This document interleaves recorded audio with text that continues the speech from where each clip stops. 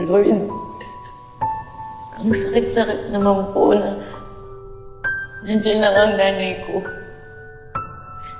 Pero dead ma lang siya sa akin kasi di niya ako kilala.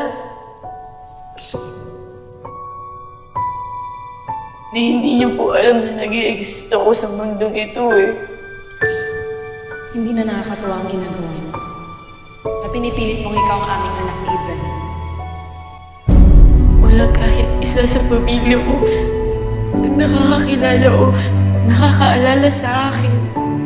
Sino ka nga ba ulit? Encantada, hindi ka talaga namin nakikita. Para po may sumasaksak palagi sa dibdib ko.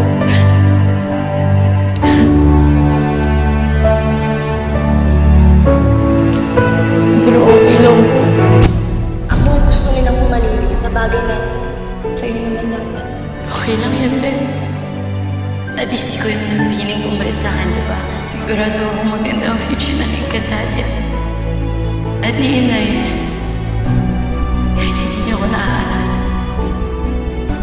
tatanggapin ko na tong kapalaran kong po. Basta nandiyan lang po ako sa tabi niya lang. Basta ako, igit mo lang ako sa nanay at tatay ko. Sobrang saya na ako. Pero Lord,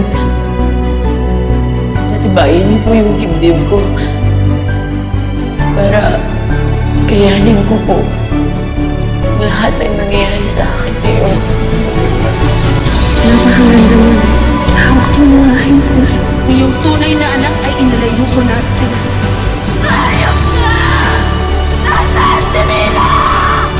Mira, saan ang ating anak? Dito na po ako sa mundo ng mga tao. Sandihin niyo na po ako dito. Darating na siya. Darating na sina Danaya at Mira.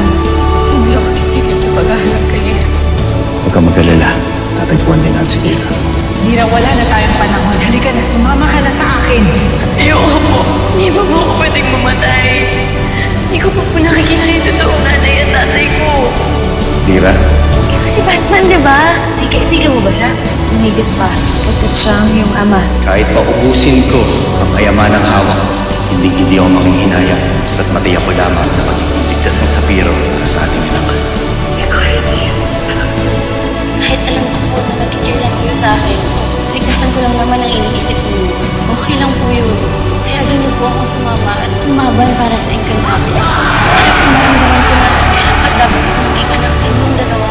Naging may dugo mong diwata at sapirian anak. Pinararangal ka namin na iyong anak, Mira.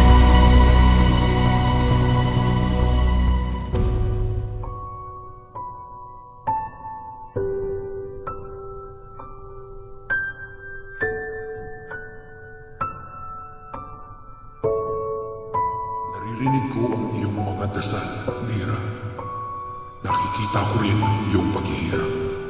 Hindi ko kayo kailanman tatalikuran. Tatagan mo rin ang iyong loob.